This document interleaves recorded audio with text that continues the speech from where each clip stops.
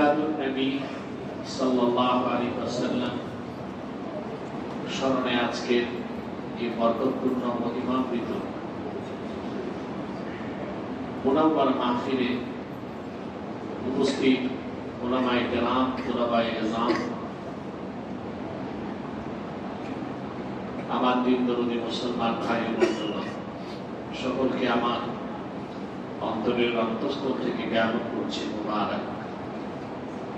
সবটুকু শুকরিয়া আল্লাহ সুবহানাহু ওয়া তাআলার জন্য, যিনি আজকের এই মুতাবারক মাহফিলে আমাদেরকে আসার বসার তৌফিক মেহেরবানি করে ভিক্ষা দান করেছেন। সেজন্য আসুন আপনারা সকলে একবার অবনত চিত্তে হৃদয়ের আবেগ অনুভূতি উজাড় করে সম্ভবত কণ্ঠে বলুন আলহামদুলিল্লাহ। অগণিত অসংখ্য দরুদ ও সালাম আল্লাহর সৃষ্টির প্রধান আকর্ষণ, বিশ্ব সভার সভাপতি, সকল নবী রাসূলগণের মাথার মুকুট, শামসুল হিদায়াত, বদরুদ দুজা, সাইয়্যিদুস সাহাবা, ইমামুল মুরসালিন, খাতামুন নবিয়্যিন ওয়াল মুরসালিন, আফতাবে নবুওয়াত, শাহনশাহে রিসালাত, সরকারে দু জাহান, সুলতানুল মদিনা, নবিয়ুল আম্বিয়া, হুজুরে আকরাম, নূরে মুজাসসাম, নূর আলা নূর, সাইয়্যিদিনা হাবিবিনা শফিঈনা মাওলানা মুহাম্মদ সাল্লাল্লাহু আলাইহি ওয়াসাল্লাম।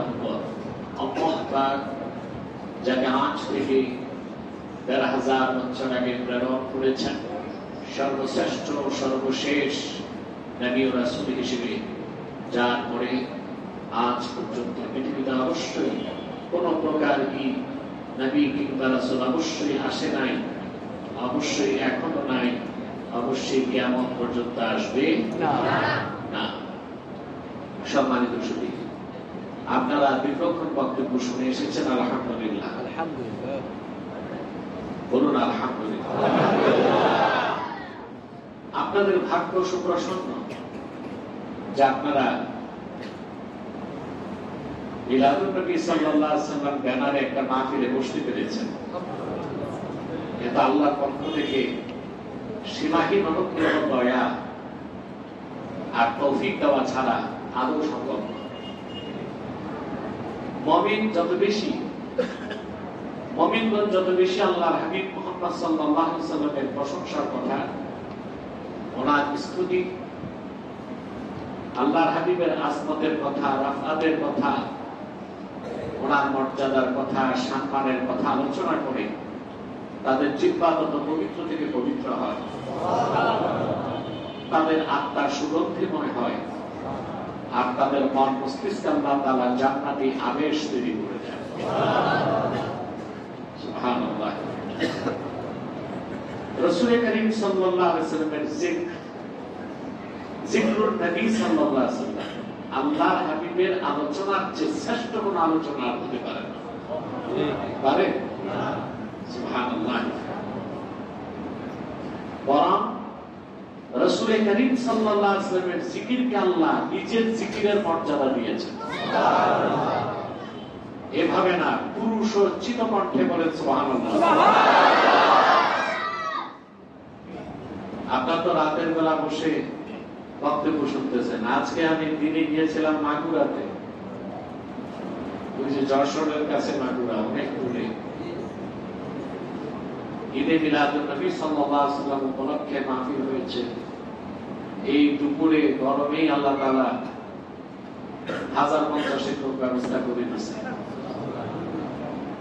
এত গরম, প্রচন্ড তাপ, তারপরও মানুষ আলহামদুলিল্লাহ আল্লাহ তার হাবিব মুহাম্মদ সাল্লাল্লাহু আলাইহি ওয়াসাল্লামের মহব্বত, কোরআনের মহব্বত, দ্বীনের দরদ মানুষগুলোকে ঘর থেকে টেনে নিয়ে এসেছে। আপনারা তো রাতে শুনতেছেন, গরম গরম লাগতেছে না, ঠিক না? আপনাদের এনভায়রনমেন্ট সাপোর্ট আছে, আলহামদুলিল্লাহ। দেখুন, আল্লাহ সুবহানাহু ওয়া তাআলা তার হাবিবের জিকিরকে আল্লাহ নিজের জিকিরের মর্যাদা দিয়েছে। আব্দুল হক মুহাদ্দিস দানবী রাহমাতুল্লাহ জাযবুল কুলুব ইলা দিয়ারিল মাহবুব কিতাবের মধ্যে একটা হাদিস নকল করেছেন। আল্লাহর হাবিবের শান করেছেন, মান যাকারানি ফাকাদ যাকারাল্লাহ। আল্লাহর হাবিব বলেন, যে আমার জিকির করলো সে আল্লাহ রাব্বুল আলামিনের জিকির করলো।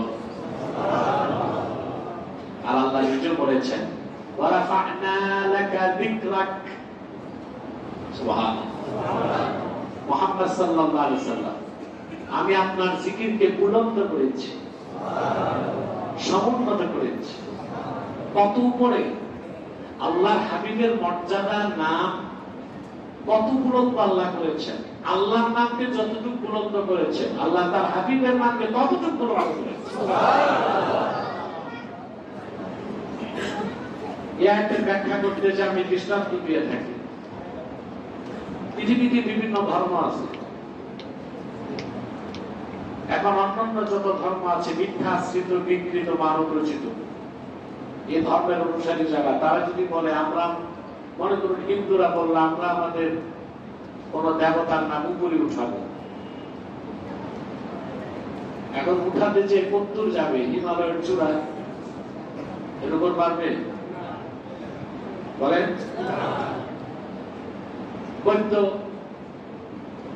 বৌদ্ধদের কাছে প্রযুক্তি আছে, ওরা গৌতম বুদ্ধের নাম লিখে রকেটের মাধ্যমে আকাশে পাঠিয়ে দিতে পারে, ঠিক না? চেষ্টা তো আর কেউ কম করে না। আমি গত মাসে, 1 মাস আগে আরব আমিরাত সফর করে এসেছি। ওখানে একটা জিনিস দেখে আশ্চর্য হলাম।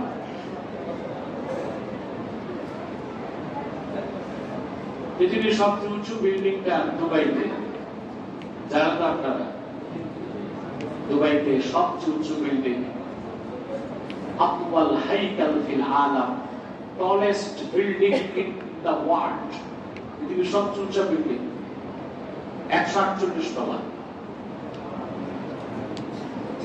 তা আমাকে এটা উঠেছে আমার লোকজন, ভক্তরা মিলে, যে একটু ঘুরে নেন, এত উঁচা বিল্ডিং, দুনিয়ার সবচেয়ে উঁচা বিল্ডিং, একটু দাঁড়াইলে কেমন লাগে, দেখতে মজা তো আছে।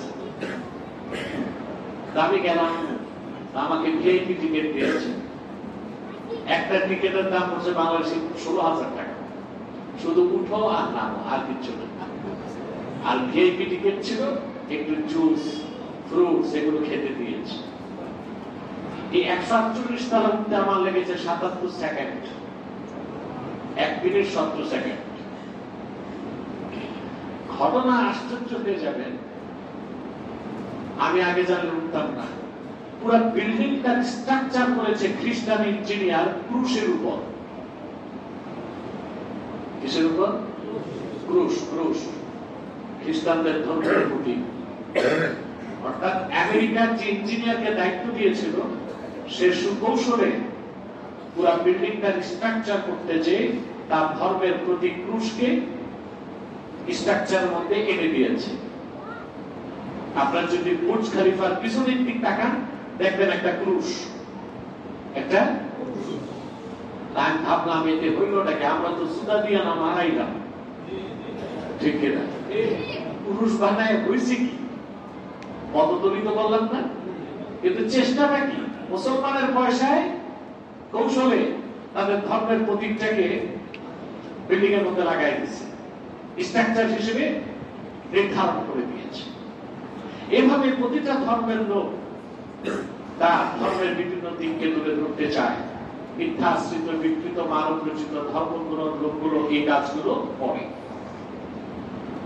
খ্রিস্টানরা যদি মনে করে তাদের তো ঈসার নাম আরেকটু করে তুলবে, কোথায় যাবে? বরঞ্চ চাঁদের দেশে পাঠাবে। ইহুদিরা যদি মনে করে ওদের কাছে টেকনোলজি, মডার্ন টেকনোলজি, ওরা যদি মনে করে আমরা নবী মুসার নাম আরেকটু করে উঠাবো, কতদূর যাবে? মঙ্গলে। আর আল্লাহ বলেন, আমি আমার হাবিবের নাম ধুলক গুলক ছাড়িয়ে, সাত আকাশ পেরিয়ে, সিদরাতুল মুনতাহার উপরে, লা মাকানের উপরে, লা জামানের উপরে, 70,000 নূরের পর্দার উপরে, আমারই আরশে আজিমে আমারই নামের সাথে হাবিবের লিখে দিয়েছি। আমার নামের সাথে আমার হাবিবের নাম মুহাম্মদ নাম লিখে রেখেছি। বলেন সুবহানাল্লাহ। ওয়া রাফা'না লাকা যিকরাক। সুবহানাল্লাহ।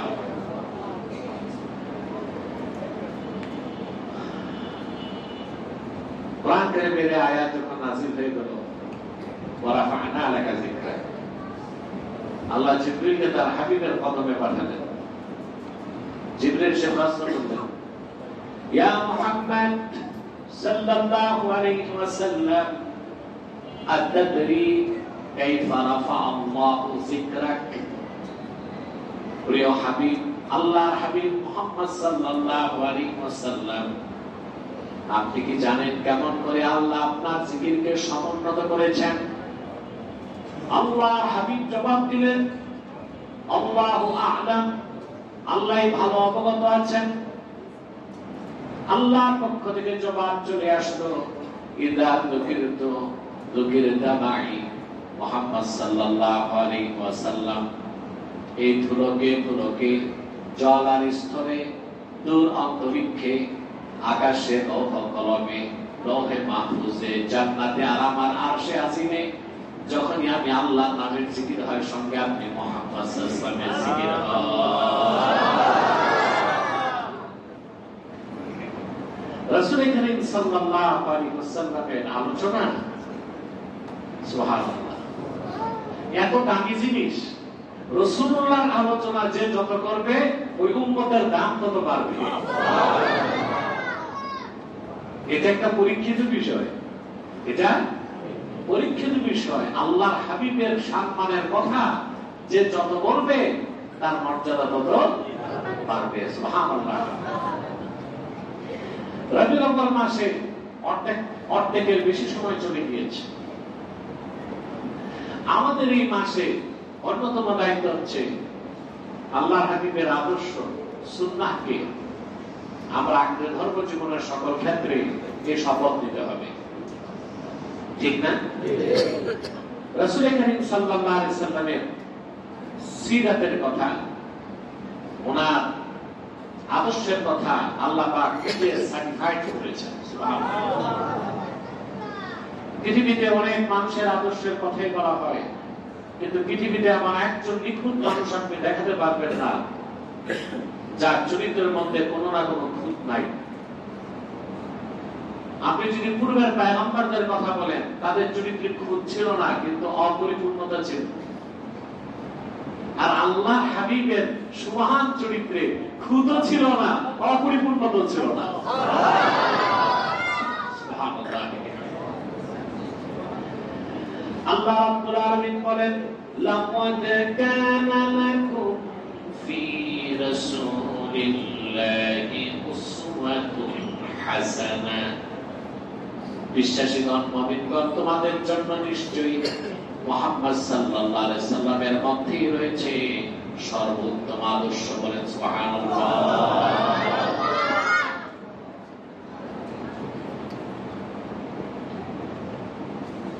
উসওয়াত বলা হয় আদর্শকে।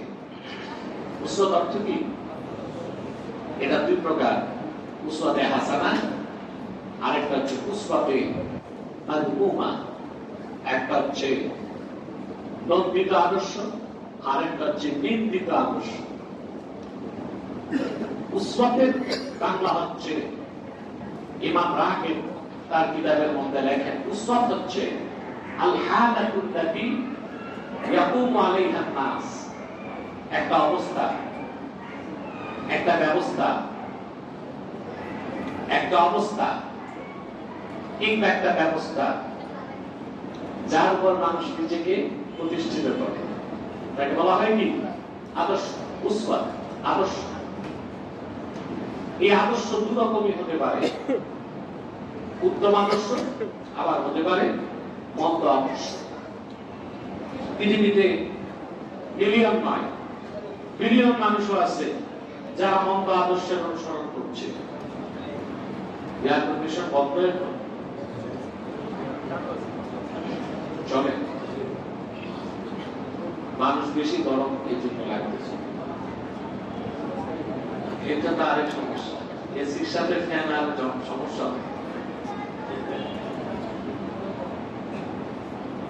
খেয়াল করেন কথা।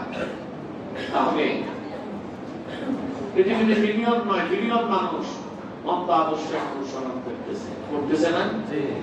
বলেন, পৃথিবীতে কোটি কোটি মানুষ আছে যারা আব্রাহাম লিঙ্কনের অনুসরণ করছে, আদর্শ করতেছে। কেউ প্লেটোর অনুসরণ করছে আদর্শে, কেউ নিউটন স্টার অনুসরণ করছে, কেউ কার্ল মার্কসের অনুসরণ করছে, কেউ লেনিন কিংবা স্টালিনের আদর্শের অনুসরণ করছে। এগুলো আদর্শ, তবে প্রত্যেকটাই মন্দ আদর্শ। কি আদর্শ? আল্লাহ পাক শুধু তার হাবিবের আদর্শকে সার্টিফাইড করেছেন এবং বলেছেন মুহাম্মদ সাল্লাল্লাহু আলাইহি ওয়াসাল্লামের মধ্যেই ঈমানদারদের জন্য রয়েছে সর্বোত্তম আদর্শ। আদর্শের সম্পর্ক সিরাতের সাথে, কিসের সাথে? চরিত্রের সাথে। যার চরিত্র যত উত্তম তার আদর্শ তত উত্তম। আদর্শ সম্পর্ক কিসের সাথে? চরিত্রের সাথে। যার চরিত্র যত উত্তম তার আদর্শ তত। আল্লাহ তার হাবিবের চরিত্রের কথা কি বলেছেন? ওয়া ইন্নাকা লাআলা খুলুকিন আযীম। নিঃসন্দেহে মুহাম্মদ সাল্লাল্লাহু আলাইহি ওয়াসাল্লাম আপনি সুমহান চরিত্রের উপর অধিষ্ঠিত আছেন। আল্লাহ তার হাবিবের চরিত্রকে আযীম বলেছেন, আযীম।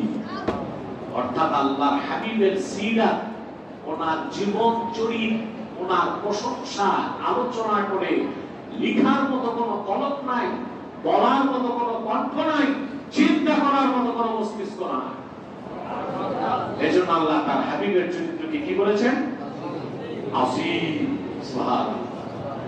আরবিতে বড় জিনিসকে বলে কাবীর। কি বলে?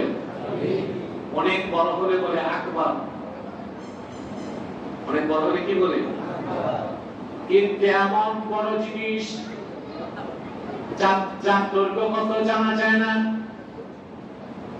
লম্বা কত, প্রশস্ততা কত বোঝা যায় না, এমন কোন মহান বিষয় যা কলম বন্ধ করা যায় না, অর্থে প্রকাশ করা যায় না, চিন্তা করে ভাবা যায় না, এরকম বড় জিনিসকে কিংবা বড় মহান বিষয়কে আযীম বলা হয়। বলেন সুবহানাল্লাহ।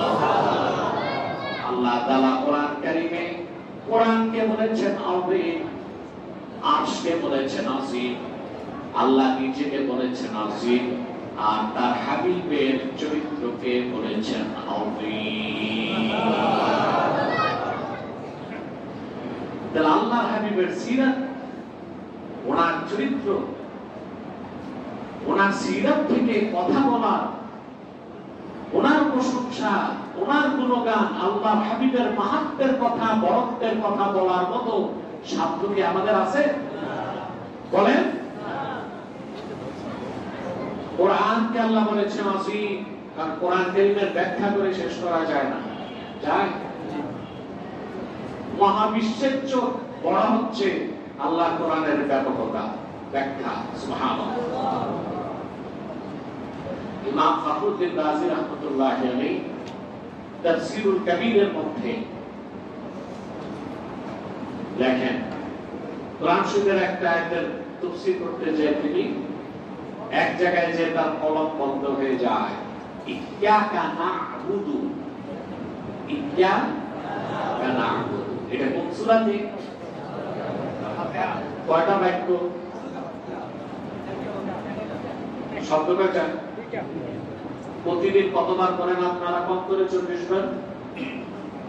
নামাজি যারা কম করে 40 বার করেন না? প্রতিদিন কম করে 40 বার এই বাক্যটা পড়তেছেন, ইয়্যাকা না'বুদু। সুবহানাল্লাহ। আর এই বাক্যের ব্যাখ্যা লিখতে যে তার কলম আটকা পড়ে গেছে। দীর্ঘ ব্যাখ্যার পর তিনি লিখলেন, একটি মাত্র আয়াত, কাবাহরিন লা সাহিলা লাহু, ইয়্যাকা না'বুদু, একটি মাত্র বাক্যের ব্যাখ্যা এত ব্যাপক, ব্যাখ্যা করে শেষ করার মতো মুফাসসির নামের কোন নাবিক আল্লাহর আকাশের নিচে সৃষ্টি হয় নাই। দুইটা শব্দ, ইত্তাকা আর তিনি বলেন এই একটা বাক্য বিশাল সমুদ্রের মতো, তার ব্যাখ্যাটা বিশাল সমুদ্রের মতো। এই একটা বাক্যের ব্যাখ্যা করে শেষ করার মতো মুফাসসির নামের কোন নাবিক পৃথিবীতে জন্ম নেয় নাই। তারপর তিনি এতটুকু লিখে দিয়েছেন এই একটা বাক্যের সাথে 10,000 মাসালা জড়িত আছে। 10,000 মাসাইল রিলেটেড। কেউ যদি একটা আয়াতের পরিপূর্ণ ব্যাখ্যা লিখে শেষ করতে চায়, অন্তত 10,000 খণ্ডে তার কিতাব লিখতে হবে। এই যদি হয় একটা আয়াতের ব্যাখ্যা বাকি। এই জন্য কোরআনকে আল্লাহ বলেছেন আযীম। কি বলছেন? আল্লাহ আরশকে বলেছেন আযীম। আল্লাহ আরশ কত বড় তা কি কল্পনা করতে পারবেন? আরে ভাই কথা বলে সম্ভব না। এই যে আপনি দুনিয়াতে আছেন, দুনিয়া মানে আদনা থেকে দুনিয়া, ছোট্ট জিনিস দুনিয়া। এটা আমার আপনার কাছে কি খুবই ছোট? বলা হয় বিজ্ঞান বর্তমান দুনিয়া মানুষের হাতের মুঠোয় চলে এসেছে। ওরা কি কই আসছে? এখন উত্তর মেরু জয় করা সম্ভব হয়েছে পুরা? দক্ষিণ মেরু পুরাটা জয় করা সম্ভব হয়েছে? সাহারা মরুভূমি পুরাটা বিজ্ঞান করে দেখতে পেরেছে? অ্যামাজন জঙ্গল, যাকে বলা হয় the lunch of the earth, পৃথিবীর ফুসফুস, সারা ওয়ার্ল্ডের 21% অক্সিজেন আল্লাহ ওখান থেকে তৈরি করে দেয়। সুবহানাল্লাহ। শুধু কি তাই? সবচেয়ে মূর্খরা আর পোড়া কপালে নাস্তিক হয়। অ্যামাজন জঙ্গলে আল্লাহ তাআলা এত বড় জঙ্গল বানায় রাখলেন শুধু মানুষকে অক্সিজেন সাপ্লাই দিতে। সারা ওয়ার্ল্ডের 21% অক্সিজেন হয় অ্যামাজন জঙ্গলে। আবার জঙ্গলের গাছ ওরও তো বাঁচতে হবে না? এই সাহারা মরুভূমি থেকে প্রতি বছর কয়েক লক্ষ টন বালু আল্লাহর হুকুমে বাতাসের সাথে সমুদ্র পার হয়ে অ্যামাজনে চলে যায়। আল্লাহ পলি মাটির ব্যবস্থা করে দেন। কোত্থেকে? সাহারা মরুভূমি থেকে। মাঝখানে বিশাল সমুদ্র, সুবহানাল্লাহ। মানুষ তো চিন্তা করে এত বড় মরুভূমি আল্লাহ বানায় রাখছেন কেন? আল্লাহ বিনা কাজে কিছু বানান নাই, বানিয়েছেন? কথা বলেন। সবটার একটা অর্থ আছে, যুক্তি আছে। আচ্ছা বলেন তো আপনারা, এই যে কুয়েত, কাতার, আরব আমিরাতে যে বিল্ডিং বানায়, বালি লাগে না? কথা বলেন। সিমেন্টের সাথে বালি, তো বালি কিনে আনে কেন? মরুভূমিতে তো আছে, বালু নিয়ে তো লাগাইতে পারে না। কথা বলেন। এটা কোনদিন চিন্তা করছেন আপনারা? কেন? তো কি চিন্তা করেন? আরে ভাই, ওই যে মরুভূমির বালি, এটা কোনদিন সিমেন্ট লাগবে না, এটা রাউন্ড, এটা গোল। আর যে বালিতে আপনি বিল্ডিং বানান, এটা 3 কোণা বিশিষ্ট, এটা একটার সাথে একটা জোড়া রাখবে। আর মরুভূমিতে যে বালি, ওটা জোড়া লাগবে না। সুবহানাল্লাহ। মরুভূমি আল্লাহ বানায় রাখছেন, ওটা কাজ আছে, ওইটা দিয়ে আপনার বিল্ডিং বানাবার কাজ হবে না। তো সাহারা মরুভূমি থেকে লক্ষ লক্ষ টন বালি বাতাসের মাধ্যমে সমুদ্র পার হয়ে অ্যামাজন জঙ্গলে চলে যায়। উদ্ভিদগুলো পরিপুষ্ট হয় আর প্রচুর পরিমাণ অক্সিজেন উৎপাদন করে আমাদেরকে দিয়ে দেয়। এখন পর্যন্ত বিজ্ঞান এত আবিষ্কার, স্যাটেলাইট বলে, বিজ্ঞান বলে স্যাটেলাইট সব দেখে। কি দেখে? কার টাক মাথায় কয়টা তিল আছে ওখান থেকে দেখে। ওরা এগুলো বলে, আসলে কি দেখে? কয়েক বছর আগে শুনেছিলেন আপনারা মালয়েশিয়ার এয়ারলাইন্স নিখোঁজ হয়ে গেছে, সমুদ্রে নিখোঁজ হয়ে গেছে। এখন পর্যন্ত এয়ারলাইন্সটা খুঁজে পাইছে? স্যাটেলাইট 6 মাস খোঁজাখুঁজির পর বলে পাইছি একটা কিছু। কি পাইছো? প্লেনের ডানাটা পাওয়া গেছে। পরে দেখা যায় না, সোনালী গাছ।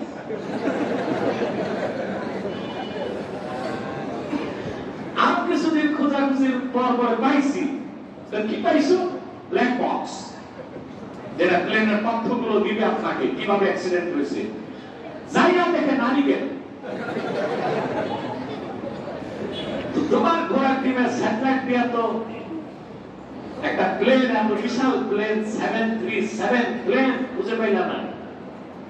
আর ডাক ডাক মাথায় তিল আছে কইটা, ওখান থেকে কেমনে দেখো? ওরা আসলে আমাদেরকে বোকা বানায়।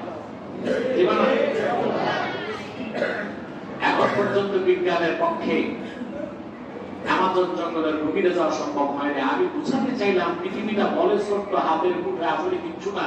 এই পৃথিবীতে বিশাল বিশাল আল্লাহ কুদরত রয়ে গেছে, যার ধারে কাছে মানুষ এখন বুঝতে পারে না। এই পৃথিবী থেকে 13 লক্ষ গুণ বড় হচ্ছে সূর্যটা। কত লক্ষ গুণ বড়?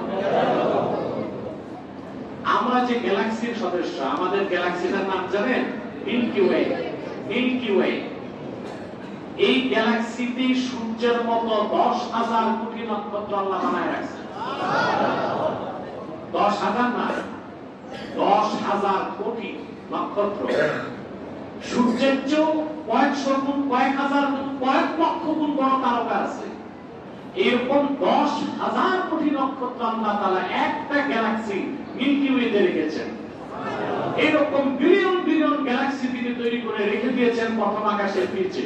এই সব প্রথম আকাশের নিচে। তারপর প্রথম আকাশ, তারপর দ্বিতীয় আকাশ। জমিন থেকে প্রথম আকাশ 500 বছরের দূরে, 500 বছরের পথ।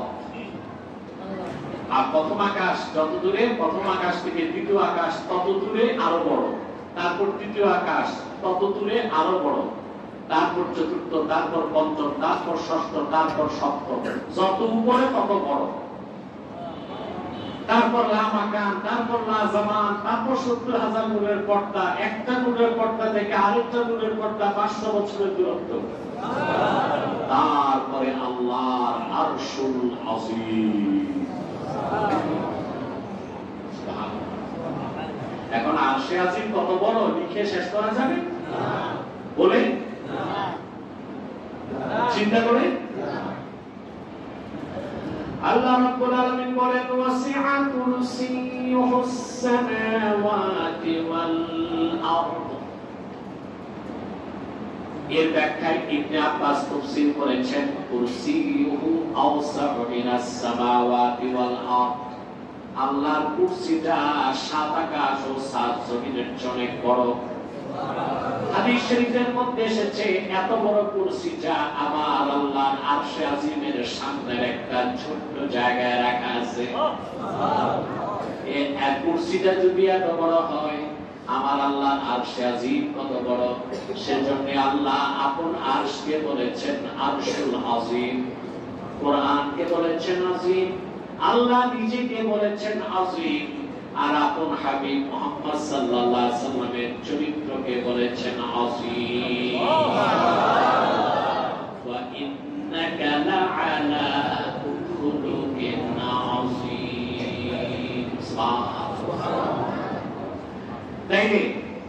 তাহলে আদর্শের সম্পর্ক কিসের সাথে? চরিত্র। যার চরিত্র যত উত্তম, তার আদর্শ তত উত্তম। তাহলে এই কথা মানতে সারা পৃথিবীর অবিশ্বাসীরাও বাধ্য যে আল্লাহর হাবিব মুহাম্মদ সাল্লাল্লাহু আলাইহি সাল্লামের মধ্যে আল্লাহ তাআলা মানব জাতির জন্য, মুমিনদের জন্য সর্বোত্তম আদর্শ রেখে দিয়েছেন। বলেন সুবহানাল্লাহ। তো মুসলমানদের জন্য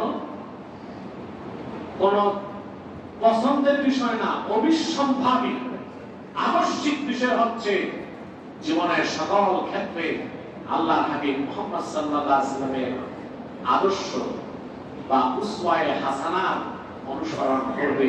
বলেন সুবহানাল্লাহ। আমরা আল্লাহর হাবিবের আদর্শ অনুসরণ করব না, এই দিকে আমাদের দৃষ্টি কম, এদিকে আমাদের দৃষ্টি খুবই কম। রবিউল আউয়াল মাস আসলে দেখি বাংলাদেশের 2 দল লোক ঝগড়া লাগে।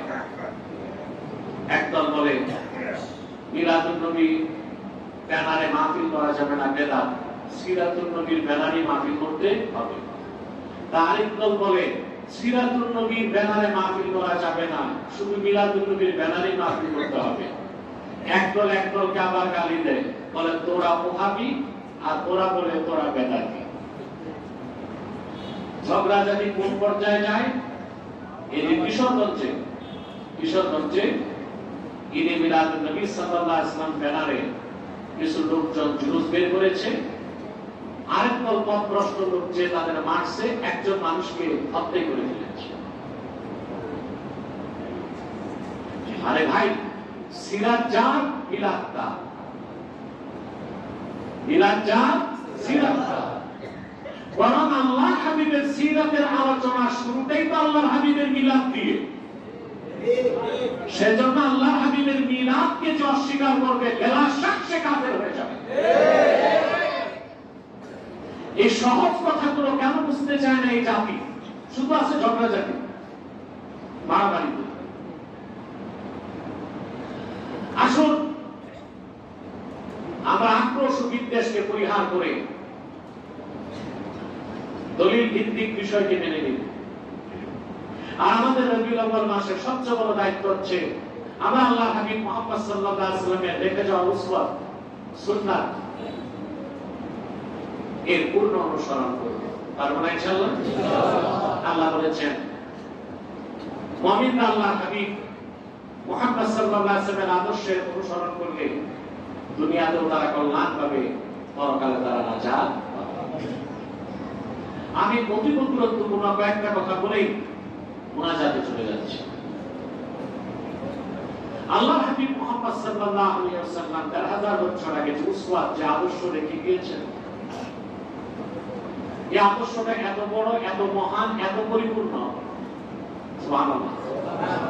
যে কাফের মুশরিক বেঈমান অমুসলিম যারা ইসলামকে মানে না, তারা পৃথিবীতে তাদের কর্তৃত্ব নেতৃত্ব ঠিক রাখতে, তাদের অস্তিত্ব টিকায় রাখতে আল্লাহ হাবিবের আদর্শের অনুসরণ করে না? আমি একটু দৃষ্টান্ত দিব। আমি দুইটা দৃষ্টান্ত দিচ্ছি, একটা পলিটিক্যাল আর একটা পলিটিক্যাল উদাহরণ, আরেকটা হচ্ছে সামাজিক উদাহরণ। সামাজিক উদাহরণ হচ্ছে পৃথিবীতে আমরা মুসলমানরা বিয়ে শাদী করি না? তো মুসলিমরা করে না। প্রশ্ন হচ্ছে কেন করে? প্রশ্নটা আসে, বলতে পারেন তাদের ধর্মে তো বিয়ে আছে, এই জন্য করে। আপনারা আদৌকি খোঁজ নিয়ে দেখবেন যে আসলে অমুসলিমদের ধর্মে যে বিয়ের কথা আছে, ওই বিয়ে কোনোদিন করা যাবে না, ওটা খাতায় কোনো বিয়ে থাকবে। বুঝতেছেন? যেমন হিন্দু ধর্মের লোক যদি মনে করে তাদের ধর্মের আদর্শ মেনে বিয়ে করবে, তো মহাভারতে এসেছে রামকৃষ্ণ ১৬,০০০-এর বেশি বিয়ে করেছিল। কত? তাহলে হিন্দু যদি ধর্ম মেনে বিয়ে করতে যায়, এক এক হিন্দুকে কয়টা করে বিয়ে করতে হবে? এক একজনের দিতে হবে এক একটা ওয়ার্ড। এটা কয় নম্বর ওয়ার্ড? ৮। আমি জানি না ৮ নম্বর ওয়ার্ডের জনগণ কত আছে, ভোটার কত আছে? ১৬,০০০ হবে? ৩৪,০০০। এখন হিন্দু যদি তার ধর্মের আদর্শ মেনে বিয়ে করতে যায়, এক একজনকে কয়টা বিয়ে করতে হবে? ১৬,০০০ বিয়ে। এটা কোনোদিন সম্ভব না? এই বিয়ে খাতায় কলমেই থাকবে। আসেন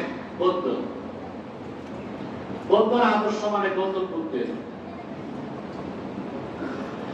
বুদ্ধের আদর্শ মেনে ওরা যদি বিয়ে করতে যায়, বিয়ে করতে পারবো, কিন্তু ভাষণ বাধা করতে পারবে না।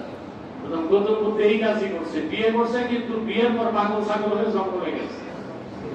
তাহলে গৌতম বুদ্ধের আদর্শ মেনে বৌদ্ধরা বিয়ে করতে পারবে, কিন্তু বউ ধরার সুযোগ।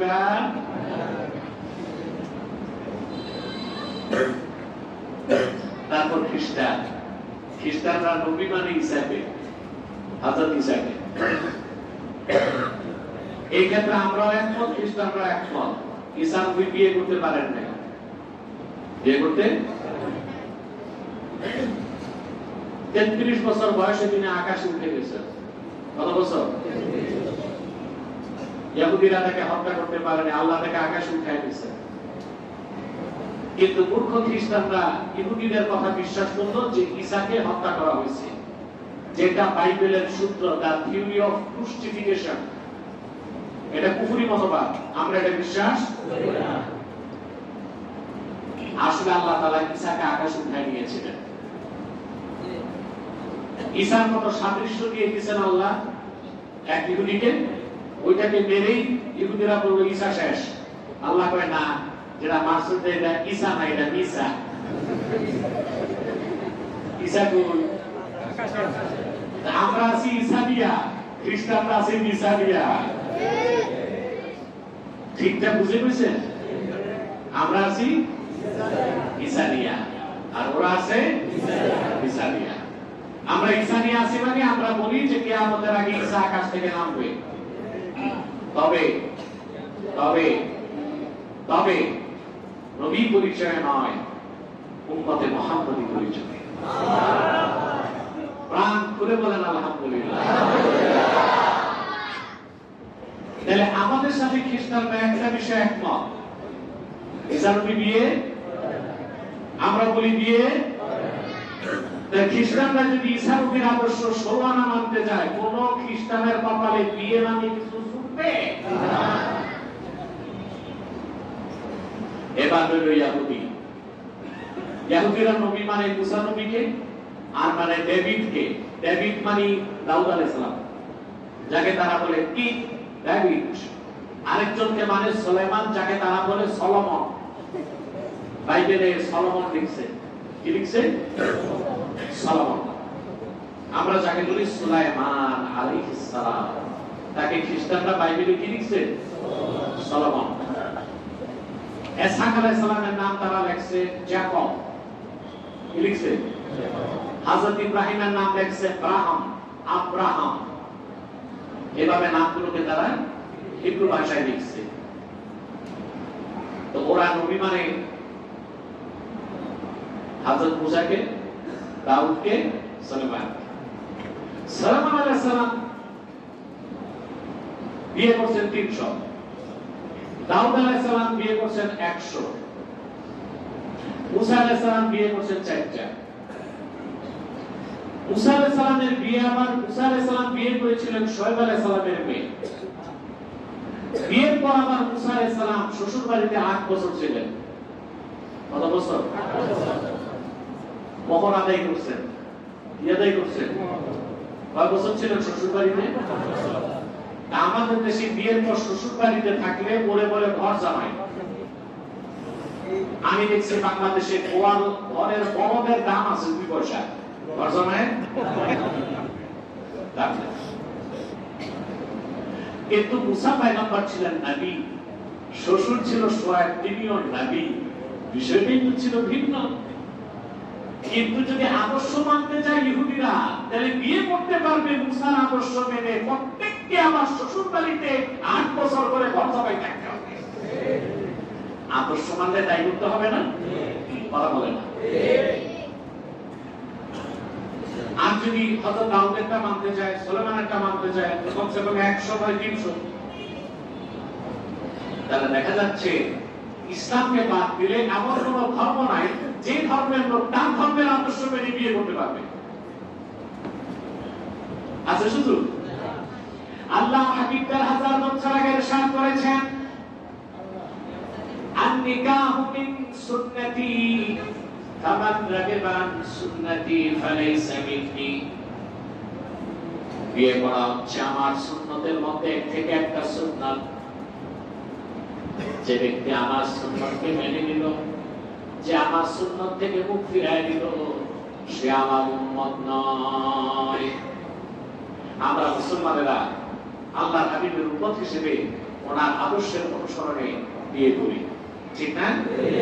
কিন্তু কাফের মুশরিক বেঈমান ওরা বিয়ে করতেছে, ওদের ধর্মে বিয়ের আদর্শ কিছু নাই। যেটা আছে ওটা খাতায় কলমেই থাকবে, ওটা বাস্তবে আমাদের সুযোগ নাই। ওরাও যে বিয়ে করছে তাদের জেনারেশন রক্ষায়, প্রজন্ম রক্ষায়, অস্তিত্ব রক্ষায়, এই ক্ষেত্রে তারা ইচ্ছায় হোক অনিচ্ছায় হোক ইসলামের আদর্শকে কে মানতেছে না? কথা বলে। দুই, একটা রাজনৈতিক উদাহরণ দিচ্ছি। বাংলাদেশের বয়স হচ্ছে 53 বছর, মাত্র আতুর ঘর থেকে বের হয়েছে, এই অবস্থায় না? আর জিটাও তো ঠিক মতো বলে, অন্যান্য দেশ যে স্বাধীন হয়েছে ওই হিসেবে বাংলাদেশ মাত্র আতুর ঘর থেকে বের হয়েছে। কিন্তু আতুর ঘর থেকে বের হইতে না হইতে কতবার যে গলা টিপা হয়েছে এই দেশকে, এটারও ঠিক নাই, বুঝছে না? দেশ স্বাধীনের পর থেকে গলা টিপা চলতেছে, টিপতে টিপতে এখন এমন অবস্থা আসছে যে এখন আল্লাহ মাফ করুক, বলা ঠিক না। ওই গরিবের সুন্দরী বউ হইলে যে সমস্যা হয়, সবার নজর যায় খারাপ মানুষের। বাংলাদেশ তো সম্পদে ভরপুর, এখন সবার নজরে কিভাবে লুটে পুড়ে খাবে, ঠিক কিনা? আবার এটাকে গলা টিপে ধরার চেষ্টা হচ্ছে। সেদিন আমি যাচ্ছি, আমার পলিটিক্যাল লেকচার, রাজনৈতিক আলোচনা ভিন্ন আছে, ইউটিউবে দেখে দিবেন। মাহফিলে আমি খুব একটা রাজনৈতিক কথা বলি না, যতটুকু দরকার কোরআন সুন্নাহর আলোকে ততটুকু বলি। কিন্তু বাংলাদেশের ন্যাশনাল পলিটিক্স এবং গ্লোবাল পলিটিক্স, বিশ্ব রাজনীতি ও দেশের রাজনীতি নিয়ে আমার দীর্ঘ আলোচনা আছে। পলিটিক্যাল অ্যানালাইসিস, এগুলো আপনারা আব্বাসী টিভি লিমিটেডে বের করে দেখতে পাবেন, বুঝছেন? দেখে নিবেন। আমি দেখতেছি আবার কেন যেন মনে হচ্ছে বাংলাদেশকে আবার তো গলা টিপতে আসতেছে, বুঝলেন? তো যান, আপনারা ঐক্যবদ্ধ থাকলে, আমরা সচেতন থাকলে আশা করা যায় কেউ পারবেন আমাদের সাথে। বাংলাদেশে যে গণতন্ত্র চর্চা হচ্ছে তার বয়স মাত্র 50 বছর। কত বছর? 50। আর মার্কিন যুক্তরাষ্ট্রে গণতন্ত্রের বয়স পার হয়েছে প্রায় 250 বছর হয়ে গেছে। কত বছর? আগামী 5 নভেম্বর তাদের নির্বাচন, যে প্রেসিডেন্ট হবে সে হবে 45তম। কততম? আপনাদের কি কখনো প্রশ্ন এসেছে যে আমেরিকা নারী পুরুষের সমান অধিকার এই স্লোগান তুলে না? হাজার হাজার এনজিও দিয়া বাংলাদেশে মহিলাদেরকে ঘর থেকে বের করেছে, পর্দা থেকে মুক্ত করেছে, পুরুষের সমান কাতারে দাঁড় করিয়েছে। কথা বলে না? এত নারীর অধিকার আর স্বাধীনতা নিয়ে কথা বলে যারা 250 বছরের গণতান্ত্রিক ইতিহাসে 45 জন মানুষকে তারা রাষ্ট্রপ্রধান বানিয়েছে, একজন মহিলাকে কেন রাষ্ট্রপ্রধান বানায়নি? এখন বলা হচ্ছে যে 5 তারিখের নির্বাচনে এই যে নাম শুনেন কমলা হ্যারিস, নামটা কমলা না, আমাদের দেশে সাংবাদিকতা আপসরীতি করা, এটা হচ্ছে কামালা হ্যারিস। এটার ওরা নাম দিয়েছে কি? কমলা হ্যারিস। এই সাংবাদিক এটা ক্যামেরা নিয়ে একটু ধরে দিতে পারলি, এই একটা সাংবাদিক একটা হয়ে গেছে। ভাব সব এইরকম যেন এটা ক্যামেরা না, স্ট্যান্ড দিয়ে ধরে গেছে। আমার সবচেয়ে বিরক্তি এই সাংবাদিকদের প্রতি, এত নিম্নমানের চরিত্র এদের।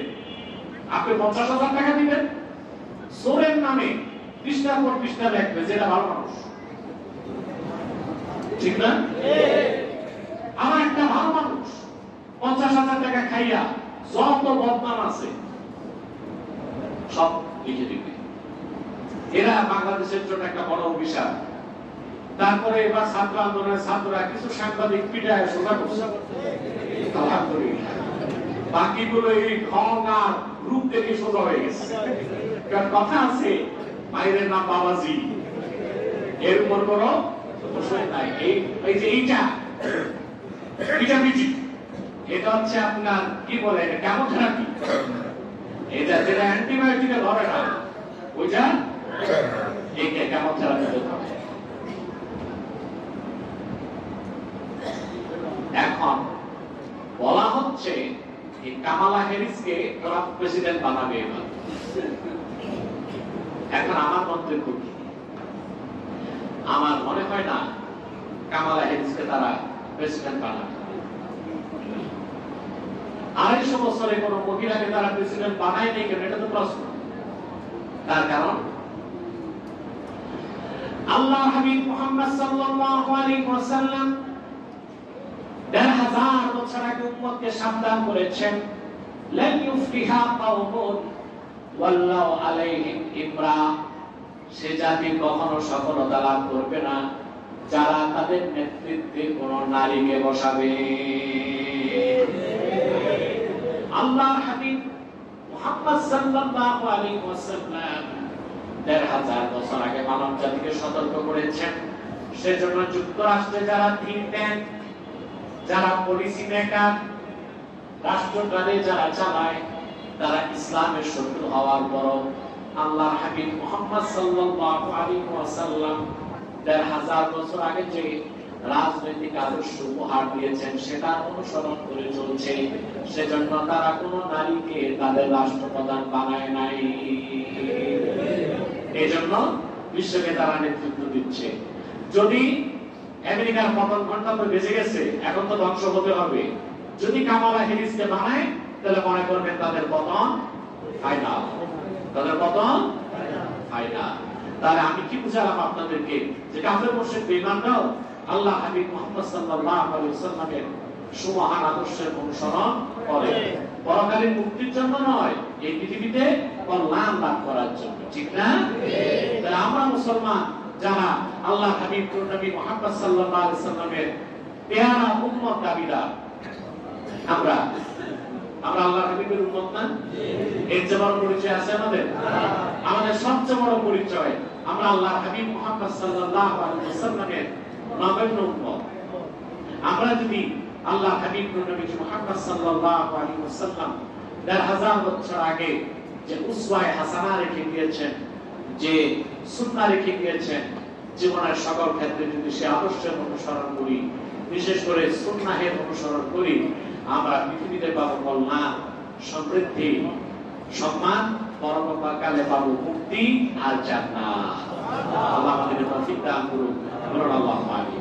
আসুন আমি একটু সালাত ও সালাম করি, তারপর আমরা বসে যাব। জিকির চলাকালীন আপনারা তাবারুক নিয়ে নেবেন, তারপর আমরা মুনাজাত করব। তারপরে ইনশাআল্লাহ আসুন আমরা একটু সালাত ও সালাম করব। সাল্লাল্লাহু আলাইহি